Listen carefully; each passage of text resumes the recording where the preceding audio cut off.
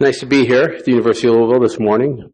And what I'm going to do today is talk about chronic cough because, first of all, it's a common medical problem that I think everyone encounters in their clinic. It's a primary care problem as well as a specialty problem.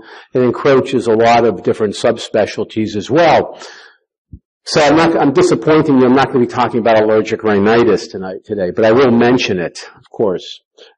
These are my conflict of interest. I do a lot of clinical trials, but I also do a lot of investigator-initiated studies. Most of them are translational, so there's always a bench component to it. We also have towards the latter phase of a National Institute of Allergy Infectious Disease trial going on. It's an intervention trial, actually, looking at the health effects of an ultraviolet irradiation unit installed in the homes of asthmatic children. So we're looking to see what the impact is on asthma outcomes, and so we should have hopefully some data in the next few months as we're winding down. The objectives in this talk will be to describe the evaluation and differential diagnosis of a patient presenting with a chronic cough, determine the pathogenesis of the chronic cough, and define the approach to diagnosis and treatment of chronic cough. We'll start off with a history of a patient that you might see in your clinic, a 52-year-old female who presents with a non-productive cough for 4 months. Cough is worse after eating and with exertion, but does not keep her up at night, so she can actually sleep well without coughing. Her past history is remarkable for reflux, hypertension, hyperlipidemia. She has a history of allergic rhinitis and mild asthma. She's on a variety of medications for these conditions, including an ACE inhibitor. She's not a smoker, and she's just a social drinker. And again, you see if she does have a strong family history of allergies and asthma. Her review of symptoms is remarkable that she has rib pain from coughing, and she also has urinary incontinence.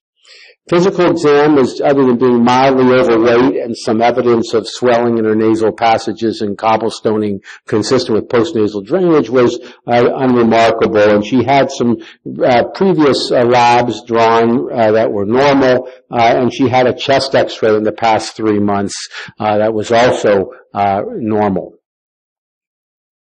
So here we deal with a patient who's got a chronic cough, and you can see from this pictorial there's a number of different conditions that can impact this cough hypersensitivity syndrome. And when we go through this whole process, this differential, we try to address each of these issues, and this is what we'll do in the next several slides. And then ultimately we have to decide, is this a cough secondary to one of these problems, or is it a primary cough hypersensitivity syndrome, and how do we differentiate?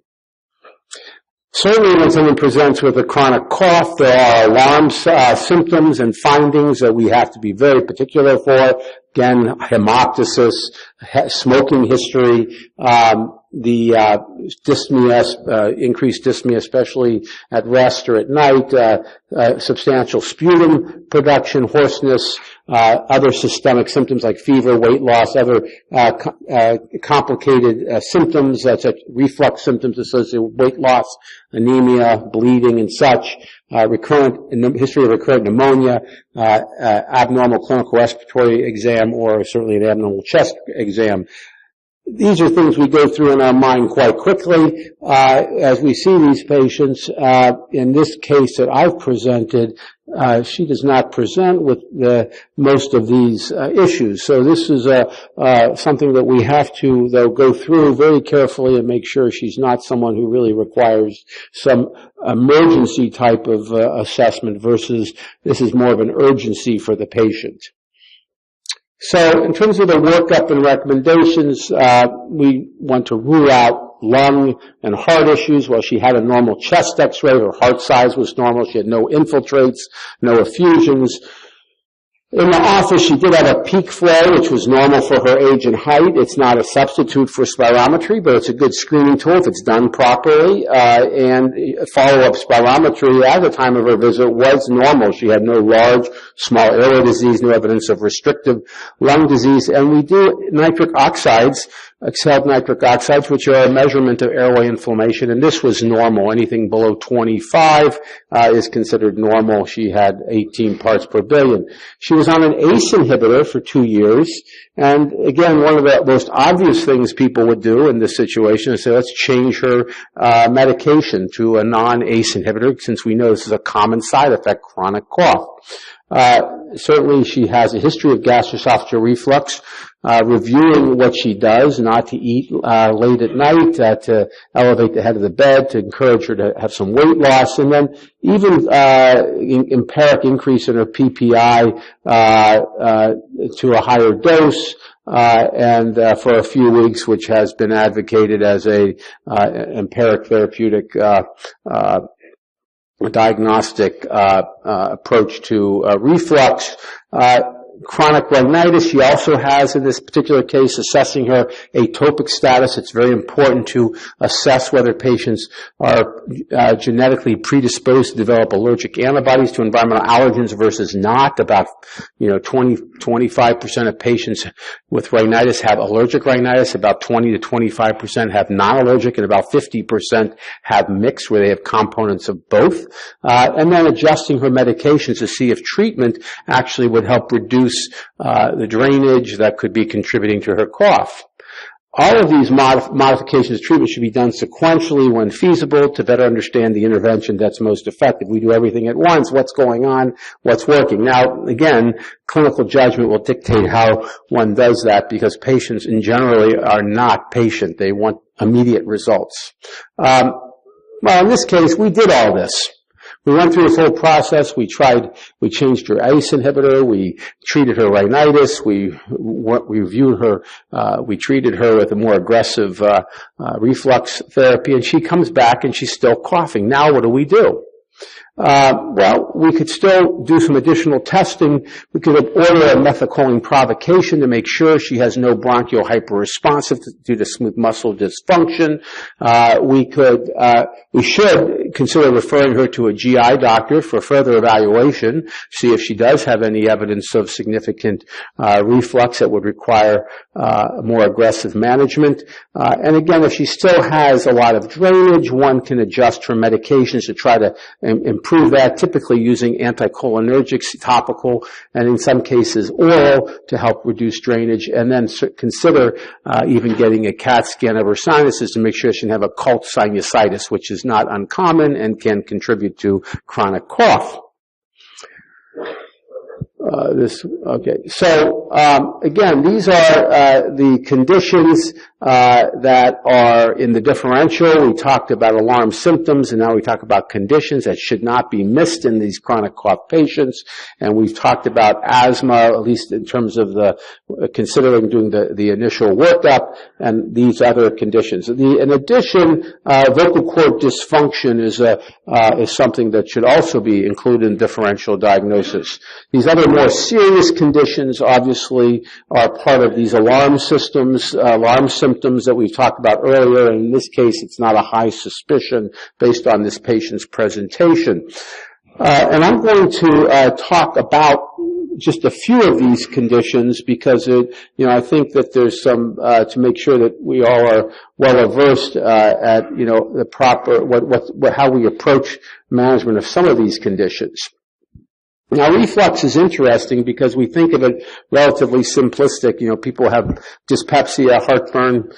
Just give them some H2 blocker or proton pump inhibitor and they'll get better. But there are several components of the gastric contents that can stimulate sensory receptors and trigger respiratory symptoms.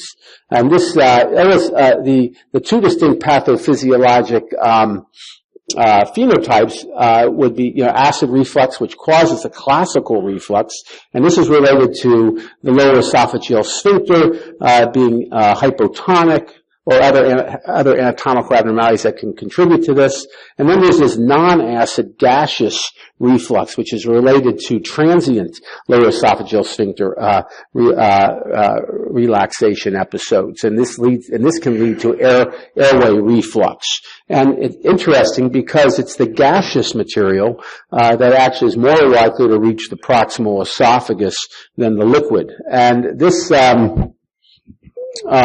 this diagram, which is somewhat light to read, just kind of shows the illustrations, but they actually can activate different types of receptors. These are transient response potential receptors that are extremely important in the cough mechanism that can lead to, and also in other pathways as well. But so I think that we have to realize that it's not necessarily a physical response simply from food particles, but also the gaseous contents. And if one looks down into the airways and again, trying to understand what is going on with laryngopharyngeal reflux, you can see characteristic changes. This is looking at just showing vocal cord edema, but here we see in the intra-arytenoid space and there's something called pachyderma, which is the result of this constant reflux, which could be a contributing from these gaseous byproducts. Now, vocal cord dysfunction is also something that we need to consider, because when all of these other conditions, such as asthma and all these other medical problems are ruled out, people are still coughing. We have to recognize that cough is a major clinical symptom of vocal cord dysfunction, wheeze being a very common problem, as is dyspnea. Dyspnea, especially in very young individuals, but chronic cough is a common presenting symptom. And in this case, we can see that when we look at the chords, we can do it different ways, just having patients respond to different phonics or maneuvers, or we can do a formal videostroboscopic assessment. We can see there's this characteristic posterior chink where the vocal cords fail to abduct on inhalation. So there's this constant opening. And this is a condition that simply, if it is diagnosed, can be well managed with voice exercises, speech therapy, and such to help correct, and can improve cough significantly. Now, rhinitis is also another condition, which is something obviously dear to my heart. We look for different types of symptoms. Most patients, if they're presenting with cough, they have drainage, they have these other clinical symptoms, perhaps, depending on if it's allergic or non-allergic. And if they have these other more systemic problems, whether it's fever, headache, pain, one might also have sinusitis, although poorly controlled rhinitis can certainly have these symptoms, and when you treat this gets better. And there are, just to be, there's a lot of different rhinitis subtypes, but if you just do it from a macroscopic perspective, the allergic, non-allergic, and mixed are the more common ones that we try to characterize. Now, it is important to differentiate, if one is considering sinusitis in these patients, that there are two types: the chronic rhinosinusitis without polyps, which makes up 60 or 65% of all cases, and it's more often associated with facial pain and pressure. And again, the potential pathogenesis includes recurrent bacterial infections. And here you can see obviously some evidence of some sinus disease, some opacifications of the ethmoids, and some activity in the maxillaries, and also in the frontals, some issues. And then the other type is the chronic rhinosinusitis with nasal polyps, which makes up about 33% of cases, and this is due to basically overgrowths of inflammatory tissue, mucosal tissue, and the sinuses emanating from the maxillary and ethmoid sinuses that can certainly be obstructive and associated with significant congestion, and most characteristically hypoosmia or anosmia. And again, the pathogenesis of this condition is actively being investigated right now, but it includes immune dysregulation and barrier dysregulation.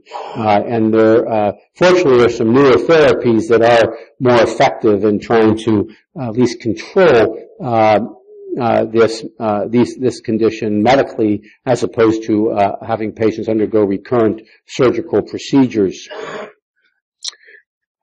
Now, I just want to make a plug for chronic rhinitis because I think it is a trivialized condition, and again, whether or not patients present with chronic cough or not, this is a recent analysis we did looking at the population at the University of Cincinnati, and we found that there were, in this analysis, we used 4,754 patients with asthma and over 2,100 patients with COPD, and we looked at rhinitis as a comorbidity for these conditions with respect to 30-day hospital readmission rates. And we found actually that the hazard ratios for rhinitis of both allergic and non-allergic were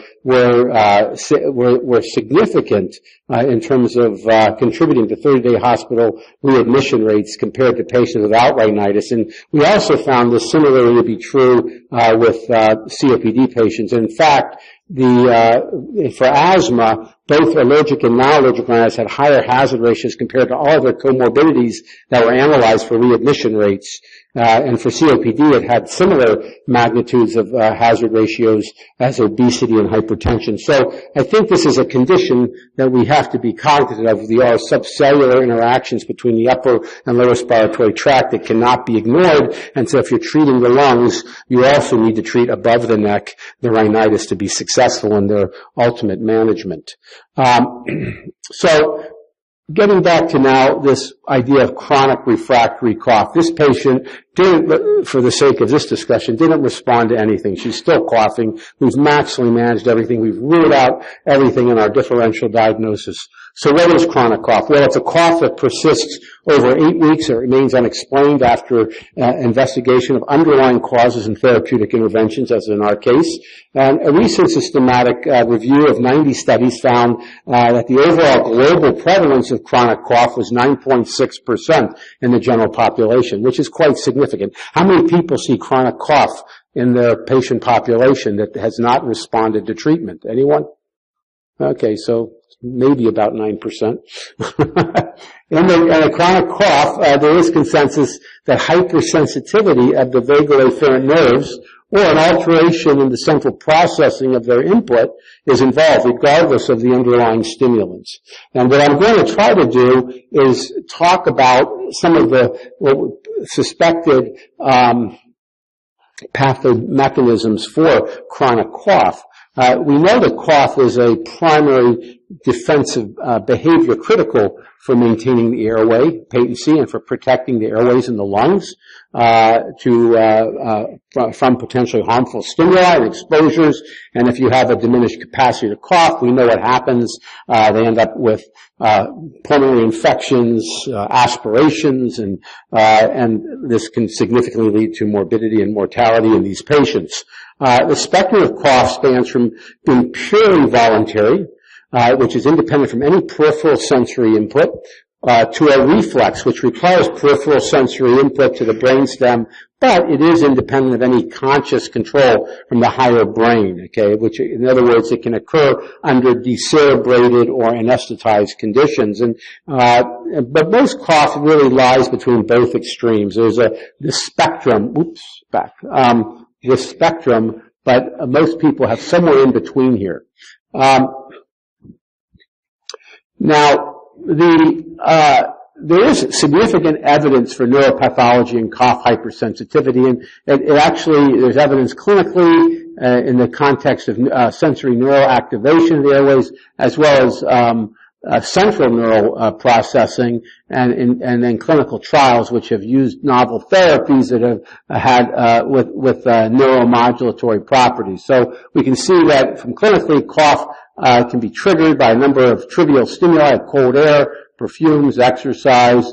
There's this urge to cough sensation. More coughs can be evoked by tussogen exhalation, something called hypertussia.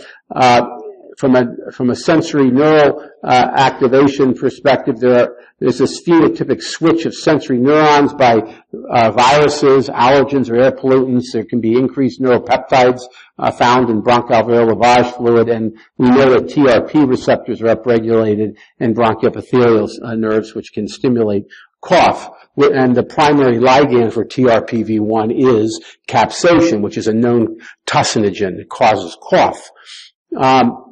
In terms of the central neural alterations, there's increased activation of midbrain areas, presumably related to descending modulatory pathways, and there's decreased activation of brain areas implicated in the cough suppression. And I'll talk at the end about some of these novel therapies that are currently under investigation that have these neuromodulatory properties that seem very promising for the management of chronic hypersensitivity, cough hypersensitivity syndrome. This is a study that we did actually a couple years ago, and it's actually using an environmental chamber that was designed to provoke rhinitis in patients with non-allergic conditions, or non-allergic rhinitis chamber. So if you put somebody if you want to do allergic provocation, you put them in a room full of cats. And in this case, this was a well-engineered chamber. This was our colleagues in Canada developed this, and it's very well engineered so that exposures are the same wherever you're sitting in this room. And in this case, we used a cold dry air provocation study, and we were looking actually at a intervention, a treatment, combination therapy with azolastine and fluticasone to see what impact it had in non-allergic rhinitis.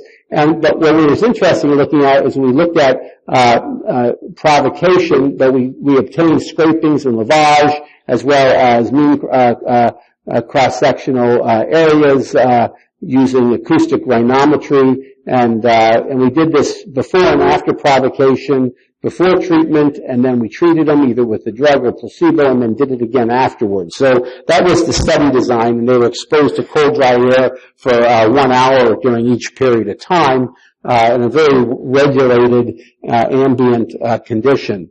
And I'm not going to present all the information that we gleaned from this study, but what was interesting is that we identified that this is the cold dry air. We showed that in the treatment group, this is at baseline, there was certainly no difference between placebo in terms of their production of substance P, which is an important neurotrophin or neurokinin that can elicit cough. In the treatment period, though, they actually responded by having reduced substance P in the nasal lavage compared to placebo, and this correlated very well with the change in cough count before and after treatment. So again, the idea that substance P reduction improves cough is not novel. It's been demonstrated. This was just more or less trying to see, would this other therapy have an effect on in reducing clinical symptoms related to chronic non-allergic rhinitis, and cough being one of those symptoms. And so there was this effect. And what we do know about azolastine is that not is it only an antihistamine and has anticholinergic activity, but it also downregulates TRPV1 receptors. So it has a direct effect on TRPV1, which we showed in previous in vitro studies. So that's one way to look at provocation, is doing these cold dry air. Another more common one, and the first one, was citric acid. This was first described by Bickerman in 1954. And again, citric acid has cross-reactivity with a number of receptors on C fibers as well as A delta fibers, and that's why it was able to be used in this capacity. Subsequently, it's been replaced more commonly with capsation. This is a better worked out provocation method. Again, I mentioned this is the ligand for TRPV1 receptors, stands for transient response potential receptors. These are calcium channel receptors. And they're everywhere in the body, but especially on sensory afferent C fibers. And they define cross-reflex hypersensitivity as a concentration of capsation less than 135 micromolar per liter that elicits either 2 or 5 coughs. So we call it C2 for 2 coughs and C5 for 5 coughs.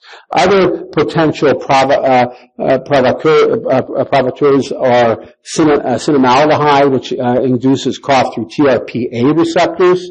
And then others have used AMP and adenosine, which activates purinergic 1 receptors, P2Y, and ATP activates P2X receptors, purinergic 2 receptors. So this is an example by Peter Dick-Pinagatis, who has from New York, and he was interested in looking at using this capsation challenge to see what was the response in smokers and non-smokers, and interestingly, the C2 and the C5 responses it took much more capsation to elicit this in smokers compared to non-smokers. And as patients were going through smoking cessation, you can see that actually their cough, they become much more hyper reactive, requiring less capsation to elicit coughs. Interestingly, when looking at these nicotine e-cigs, they also were able to show that individuals using these nicotine e-cigs required much more capsation to elicit cough over time compared to patients who were treated with non-nicotine. So the conclusions from this particular study was that the acute inhibitory effects of nicotine on cough suggest that targeting these alpha-7 nicotine receptors in the central nervous system could be a therapeutic option for cough, and centrally administered alpha-7 nicotinic receptor agonists have shown to have some anti-tussive effects in animal models to support this possibility. So this is just an example of how we are investigating chronic cough pathways presently. So what is really going on with the cough? And again, we have, through various, neurophysiology studies, have found that there are different neuron types that are involved in mediating cough. There are mechanical receptors and nociceptors. The mechanoreceptors are A fibers, and the nociceptors are located in C and A fibers. These neurons are of vagal origin. There's the nodose ganglia, which are the mechanoreceptors, and there's the jugular ganglia, which are the nociceptors. The nodose ganglia are distributed in the larynx, trachea, and the main bronchia, whereas the jugular ganglia are more broadly diffused through the airways and lungs. But again, these can also be in other parts of the body as well. And the stimuli for the mechanoreceptors are simply, touch, punctate, acidic solutions, low chlorine solutions, whereas the nociceptors really are triggered by a variety of chemicals and inflammatory mediators. This is really one of the areas we're interested in non-allergic rhinitis, because TRP receptors are extremely important in activating these nociceptive fibers, which stimulate overactivity of the parasympathetic nervous system that can lead to constant chronic congestion and drainage that people think they're allergic, but really what they're having trouble with are weather changes, barometric pressure, chemicals, smoke, perfume. So the ones who have more of these irritant-induced responses are likely more actively involving these nociceptive receptors. The ones that are bothered by weather changes, barometric pressure, are typically more of these mechanoreceptors, and there's a lot of overlap. So we can start to understand these conditions better through understanding the neurophysiology. Now, this is just, again, trying to illustrate the cough neuronal circuitry. The basal sensory neurons from the nodose, this is the red, okay, and this is the jugular. They project to the airways and lungs. They have distinct central termination patterns in the brainstem. The nodose neurons, again in the red, they terminate in the nucleus of the solitary tract, whereas the jugular neurons terminate in the paratrigeminal nucleus. Now, you're not going to remember this, but I just think it's good to review this stuff so at least you can say that, you've seen this and that there is some understanding of how these pathways are working. These brainstem nuclei give rise to both local projections within the brainstem to the respiratory central pattern generator, and this is responsible for the reflex coughing that people have. In addition, there are ascending projections to the higher brain, and this is required for conscious and behavioral elements of cough. These are like higher level cognitive, motor, and central processing. So this is where we're trying to illustrate. So it emanates from epithelium, smooth muscle in the airways, and travels up through the vagal nerves through these different neuronal types. Now, that's fine, but no system works by itself, and there are certainly there's as an immunologist, I'm very interested in understanding how does the immune system interface with the neurologic system, because I think these are probably two of the most complex systems that we deal with, because there really aren't any boundaries. These are open systems, and they're constantly changing. So, again, these are still not completely worked out mechanisms. They're very complex and very heterogeneous across patients, and are still generally poorly defined, but this at least illustrates the complexity and how the immune system might be involved. We look at the vagal sensory neurons within an organ, and we use the lung as an example. They terminate throughout the epithelial, submucosal, smooth muscle layers, where they are potentially exposed to different inflammatory mediators being released. And again, the cognate receptors for a variety of these inflammatory mediators are expressed on sensory neurons, and they're co-localized, so they're all collected right there. And inflammation can then evoke action potentials and in these sensory neurons and trigger calcium influx, leading to vesicular release of neuropeptides that can bind to neuropeptide receptors. So you can see how there's calcium influx and release of these neuropeptides, and these neuropeptide molecules can bind to receptors on inflammatory cells and perpetuate this ongoing response. And many of these neuropeptides that are released can actually directly activate mast cells, and so we do see a lot of people who present with what we think are allergic anaphylactic responses, but they're not always IgE mediated. These are probably through other neurogenic pathways as well. So there are these the mechanisms then of sensory nerve sensitization that could lead to a chronic cough system would be illustrated here. Inflammatory molecules can bind to receptors on sensory neurons, innervating the airways and lungs. There can be localized,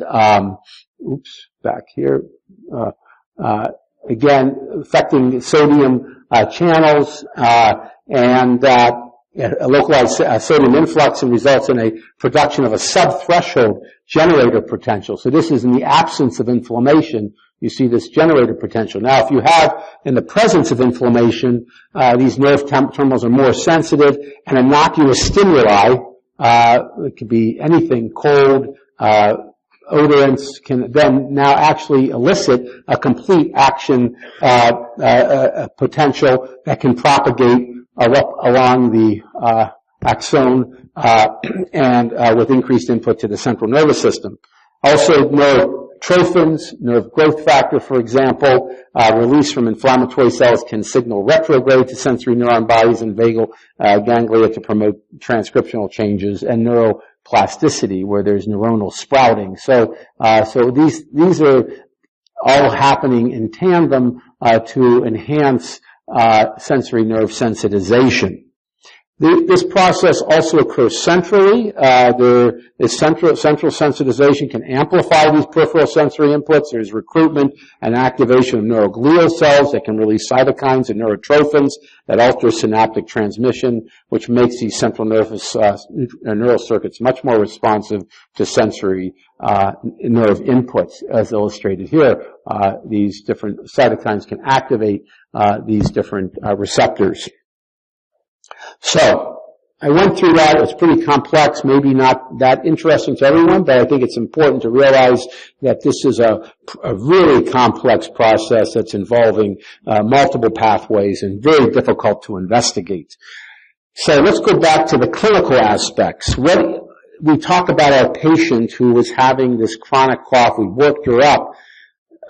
If someone's out there in the community, what is the evidence to support what we do is correct or not? And we usually lean towards, or we refer to guidelines. And there are several guidelines that have been generated for the treatment, evaluation, and treatment of chronic cough. And these are just illustrating them. And I'm not going to go through each of these points, but what you can see here is there's no consensus. that you have different recommendations for each one. They're not really, there's no understanding across the board. You can see some overlap in terms of some issues, but for the most part, there's still discordance in how what is recommended for evaluation and treatment of chronic cough. I would, say that the American College of Chest Physicians is due for another version of cough, which really doesn't address a lot of the issues pertaining to treatment, largely due to the fact that there isn't a lot of treatment that is evidence-based. But we'll try to talk about things what we do know. Well, I think a big issue is how do we measure cough? What are the tools and what are the outcomes? And I think this is true of a lot of chronic conditions. We take care of a lot of urticaria, hives, and we now have a lot of validated instruments to look at urticaria control, quality of life, different visual analog scales and such. We similarly have tools for cough, and there are validated tools such as visual analog scales, cough severity scores, cough severity diary that help to evaluate. And I think it's important if you have a cough clinic or if you're seeing a lot of cough, you use these instruments because you can then objectify what's going on with the patient from visit to visit and how they're responding to therapy. There's also quality of life. We know that a lot of these conditions affect quality of life. They really impact people's ability to work, to do leisure activities. There are two types. There's a Leicester cough questionnaire, which is 19 items, 3 domains, and then there's a cough-specific quality of life questionnaire, which is 28 items and 6 domains. And there's other ways of objectively measuring. We talked about capsaicin. We mentioned citric acid, but there's a number of different provocation methods. And then there are monitors. There are 2 actual commercial available monitors, the Leicester cough monitor and the Vitalojack, and these actually will allow you to objectively monitor chronic cough, and these are used in cough trials, in chronic cough trials. The comparison of these 2 monitors, they do about the same things. It's just that one might be a little bit more user-friendly. The Leicester may take less time to operate, whereas it's much more manual for the Vitalojack. But for the most part, they do very similar things. The important thing to look at here is that when you're looking at these coughs, you see how the patients are coughing, cough counts during the different times during the day, over 24 hours. Look here. There's no cough here.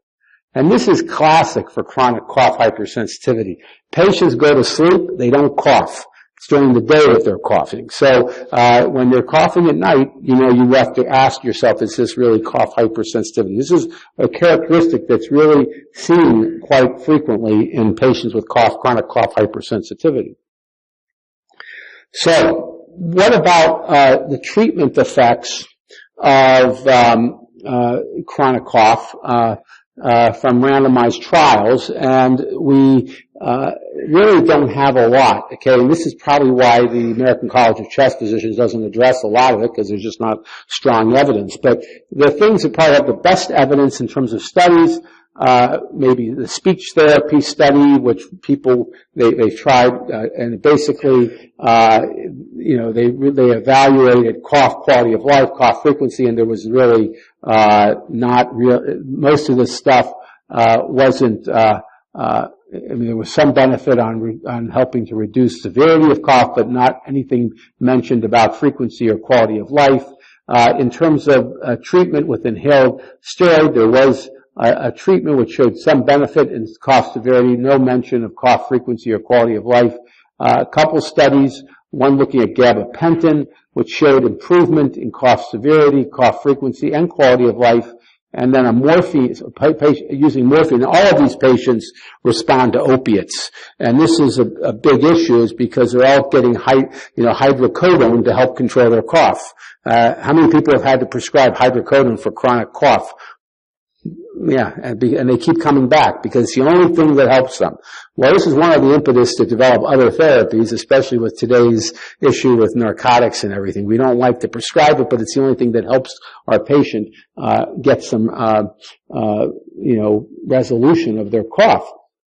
And again, it showed improvement in cough severity, but, and some quality of life. And then, there was a study looking at inhaled ipratropium and bromide, which showed some effect on cough severity. But really, these studies were not really well designed in general to really understand, their impact not only on the cough severity, but the burden of cough on these patients.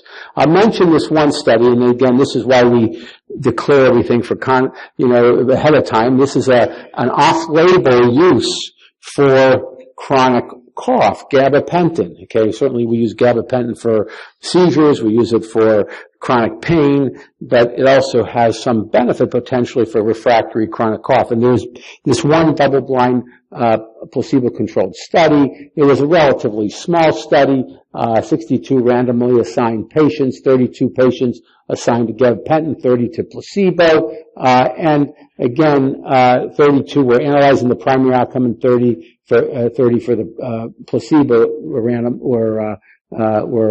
analyzed. And again, the primary endpoint was change in the Leicester cough questionnaire from baseline to week 8. Secondary endpoints were cough frequency, cough severity, urge to cough, laryngeal dysfunction score, and then there was a dose escalation over 6 days, so patients would begin with 300 milligrams, and then they would be increased every day until they reached a total of 1,800 milligrams a day. Now, I apologize for this thing because it's actually showing up very light, but this is just looking at the demographics, and just take my word for it, there's really no difference. The beauty of randomization, demographically in the placebo and treatment score, they look very similar. And what they found was that there was significant reduction in the cough, different cough endpoints, cough severity, frequency, for the gabapentin compared to the placebo. So again, this was a study published in Lancet in 2012 that really did show some significant effect on improving cough. Now, if you look at the adverse effects, there was more problems with depression. There was some other cognitive issues that we see with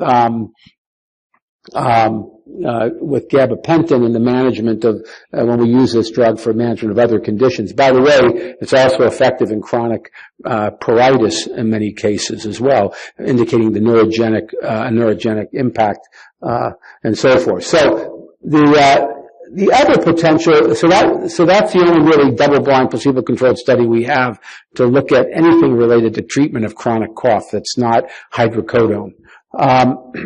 Now, there are a number of different potential therapeutic agents that are being evaluated for cough hypersensitivity syndrome that target different receptors, maybe the opiate receptors, GABA receptors, but most of these are focused on, and there have been some work looking at TRP receptors, but the more recent ones are looking at purinergic receptors, specifically these P2X3 receptors, which are very important in regulating, these are receptors very important in promoting these vagal sensory afferent nerve impulses. So if one could block the P2X3s, perhaps one could reduce or prevent chronic cough. These are just a list of some of these therapies that are being looked at. The most promising ones, the P2X3, there's a neurokinin receptor blockers that are being looked at, TRP V4 receptor antagonists. We mentioned these alpha-7 nicotinic receptors that were looked at. They haven't, again, not been studied yet in humans presently. Probably the most ones that are furthest along is the P2X3, this gefapixant, which is currently in trial. I'll just give you some data related to the phase 2 study, which was a safety study, but a 6-week crossover study design looking at drug versus placebo, 2-week washout, 2-week crossover. Primary endpoint was daytime objective cough frequency using VitaloJAK, the objective monitor. Secondary endpoints were changes from baseline and 100 millimeter cough severity visual analog scale. daytime, nighttime scores, the urge to cough, visual analog scales, cough quality of life questionnaire scores. And the study profile, again, 34 patients were assessed, and this is I don't know why these are coming out so light, but you can see that how patients were randomized. There were 12 and 12, and so forth. So in the baseline demographics, you can see more women than men. Average age around 54. And very similar in terms of body weight and other characteristics, lung function and such. Now, this is the top-line data that they showed, the objective daytime cough frequency from baseline to end of study. You can see there was a significant effect in the treatment group compared to placebo, and this was quite exciting, and this is what led to phase 3 trials. So, a significant effect on improving daytime cough frequency. You can see that there were some more side effects. There was dysgeusia, hypoacusia in terms of distorted taste, some nausea, oropharyngeal pain. Again, salivary hypersecretion was a little higher in the treated group, and so there were some more side effects, adverse effects, but generally it was well tolerated. Nobody dropped out of the study from these adverse events. So this is something that has to be looked at moving forward. So that's where we are in terms of treatment. So we still have a long way to go, but it's encouraging the fact that we're starting to look at this. And I think by the fact that we're looking at these neurogenic pathways in cough will open doors of looking at neurogenic pathways for other organ systems where these receptors might be relevant or contributing to pathogenesis. This is just an algorithm for management of approach for difficult to treat cough. This was published by Peter Gibson in Chest. And I'm not going to go through this, but I want you to know that he's done a lot of work from Australia looking at chronic cough, but it basically just summarizes everything we just talked about and how one would approach treatment, whether you do speech, language intervention, empiric trial with gabapentin, refer to a specialist cough clinic, or recruit to a clinical trial, because that's what we have right now. You can also give them hydrocodone, but I don't think that's the long-term solution to managing these patients. So the summary guidelines recommendations for an adult patient with unexplained chronic cough, we should define the cough that persists longer than 8 weeks, which remains unexplained after complete evaluation. Again, a patient should undergo a guideline protocol-based assessment, as we've talked about. Should undergo a therapeutic trial, multimodality speech pathology therapy, should not have inhaled steroids prescribed with negative tests for bronchial hyperresponsiveness and eosinophils. Just giving people these inhalers when they've been ruled out for these conditions is not recommended. And they should be given a therapeutic trial of gabapentin as long as the potential side effects and the risk-benefit profile are discussed with the patient. So there has to be shared decision-making. They still have to be aware of these. Many patients can't tolerate this medication. And there should be a risk assessment of the risk-benefit profile at 6 months before continuing the drug. And they should not be prescribed proton pump inhibitors with a negative workup for acid reflux. And that includes being seen by a gastroenterologist and so forth. So what do we do with our patient? We referred her to speech therapy for VCD evaluation and treatment. We referred her for an EGD, which revealed evidence of reflux. GERD therapy was further increased with lifestyle changes. We ended up starting her on gabapentin at bedtime. She gradually titrated up to 600 milligrams 3 times a day. Her cough significantly improved after being on this dose for 4 weeks. However, she experienced side effects. She got fatigued, forgetfulness. However, she refused to reduce or stop the medication. She'd rather have these side effects than the chronic cough that she was experiencing. So we really have a long way to go in helping these patients.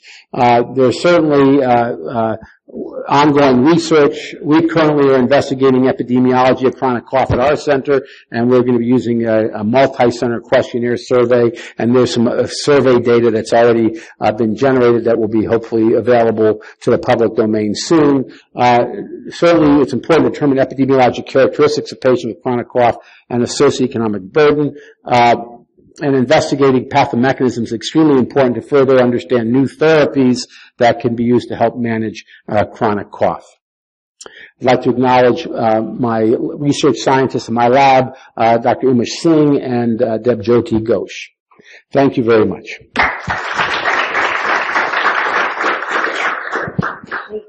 Very much. I had just one question to start things off. You put up the picture of basically, I guess, the cough reflex. Does cough originate in the same place for every type of cough, or does it come from other places? Yeah, and I think it does. I think it's very heterogeneous. This was a model showing, more or less looking at the lung, but I think it can occur in any air from the lungs all the way up to the larynx and so forth. So, and I mean, probably it could be even evoked in certain areas of the esophagus and other organ systems. So, very heterogeneous process. We don't quite understand all of the origins of cough. Most commonly, though, it's the respiratory tract is where we would surmise most of the cough occurs from these neurogenic pathways, if we've excluded all these underlying primary conditions and treated them without effect. Is there any possibility that you could have some sort of an inhaled something? Not a steroid, but some other that would potentially, block that. Sure. You could potentially have an inhaled therapy as opposed to an oral therapy, whether it gets absorbed and gets to the right place and proper concentrations. Because you could see from the clinical trial, there was a lot of side effects from the oral therapy. So there are a number of other treatments that are currently in earlier stages, haven't reached clinical trials yet, that hopefully will have less side effects and be more targeted and so forth. But yeah, for sure, inhaled therapies are potentially viable. Yes. Can you speak to the current understanding of the microbiome of the sinuses, mouth, and throat, and how that impacts the metabolic nature of this? Well, the microbiomes affect everything, and we are learning more and more about it. And I don't think I can really answer that to any degree of, to really specifically answer it. Although I do think that we have to be cognizant as we're treating these patients. We don't overuse medications like antibiotics because this will have an effect on microbiomes everywhere, not just in the lung or in the respiratory tract, obviously in the GI tract and the skin, and it plays a big impact on disease processes. So, but I do think that more work needs to be done in this area. We just don't really quite know yet how it's impacting chronic cough. But that's looking for the antigens that are triggering this process. So that's probably harder. It's easier to understand pathomechanisms than it is to understand what turns it on. These receptors, for instance, TRP receptors are the first interface between the external environment and anything. I mean, you're talking about the whole exposome. Everything we're exposed to from the time we're in utero to the time we die is having an impact on our health.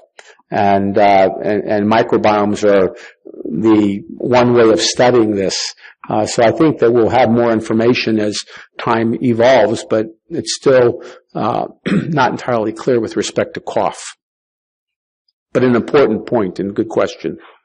Have you looked at all the underlying causes and ruled them out? You've actually found a root cause of the cough and treated it, but it becomes such a part of your subconscious. What are your thoughts on biofeedback and hypnotherapy? I think alternative therapies have a role in healthcare. I think that, if they're, it may be necessary. I think, it really depends. I mean, that's the hardest diagnosis to make. Is there a functional component, psychogenic cough? Because, we go through this whole process. Is this patient just coughing to, is it supratentorial? It has to be considered. And I think that's difficult in every aspect of what we do, in terms of, treatment. When is it, fictitious? When is it supratentorial? When is it functional? But Yeah, I think speech therapy helps with that. I think that you could do biofeedback if it helps. There aren't that many studies looking at that, but I think that, anything that could help improve this, it's not going to hurt the patient. If it could have a potential role, it'd be worth looking at.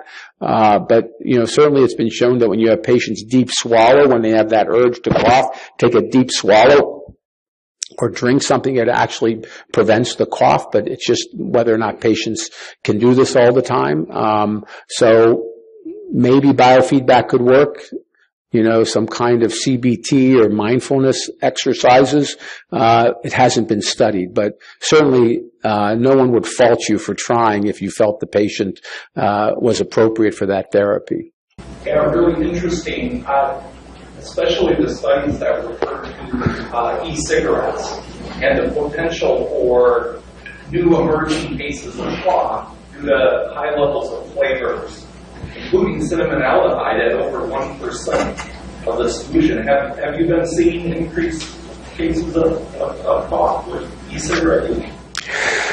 It's it's going to depend on your population. I'm in a kind of more of a specialty. I'm trying to get people off. I do have patients who smoke. They're older people. I think this is more of these e-cigs, or especially the flavored ones, or the younger group that aren't really captured in our population probably as much. But it is something we're asking in our questionnaire survey about vaping and e-cigs and such. But cinnamaldehyde is a common sensitizing agent as well as an irritant. We see it, at least that in the context of skin sensitization, more respect to T-cell mediated events, but it also is an irritant as well. So it is something that needs to be looked at more epidemiologically. Again, we're dealing with different populations where this would be more relevant, and unfortunately, a lot of the cough surveys exclude patients who are actively smoking because they assume that that's the cause of their cough, and so it kind of disregards that sector. So separate analyses will have to be looked at. I think more interesting, the e-cigs going from the ex-smokers, the ones who are stopping, is it improving or increasing cough? And in some of these studies, it would indicate that, their cough hypersensitivity response increases. Yes. I was very curious or interested in the daytime-nighttime variation of chronic cough, other than that 7-8 hour window. Is it something due to prone versus vertical? Like, how is the body recognizing? I think it's a sensory processing that when they're like decerebrate or in sleeping there. The person fall asleep in their lounge chairs in a more vertical position. Yeah, I think it's more of a central nervous system processing and not so much a positional issue. You can tell, people will tell you, I have to sit upright because if I lie down, I'm choking and those people don't sleep at night. And that's pretty clear. They're just either having wide open reflux or they're having significant drainage that's just pooling in their airways and causing the cough, and one of those types of situations. Yeah. Okay, yes, one more question. Yeah, I see a little bit of different population, people, adults with intellectual and developmental disabilities, and a lot of them have a swallowing disorder, for electric medication or perhaps underlying neurological problem. And speech therapies are very much coming up with changing the diet, liquids, etc. Do you see swallowing disorders or oropharyngeal dysfunction in the population, the normal population? Yeah, we certainly do, and it's again an important part of the whole differential in addressing those issues, because those will cause reflux, they'll cause aspiration, they'll cause a lot of issues that can lead to cough as one of the symptoms, and so that's all very much a part of the assessment. And it's really a multidisciplinary approach. You need to be really working with people in different specialties to address a lot of these issues. Neurologists, gastroenterologists, otolaryngologists, allergist immunologists. It's really it has tentacles. I think no one is an island in this particular case. We have to really have a far reach in terms of trying to understand what's going on. Once we exclude these things, then we're left with this pure cough, this neurogenic cough, and that's going to be difficult and challenging for drug developers, because how do you get to that point?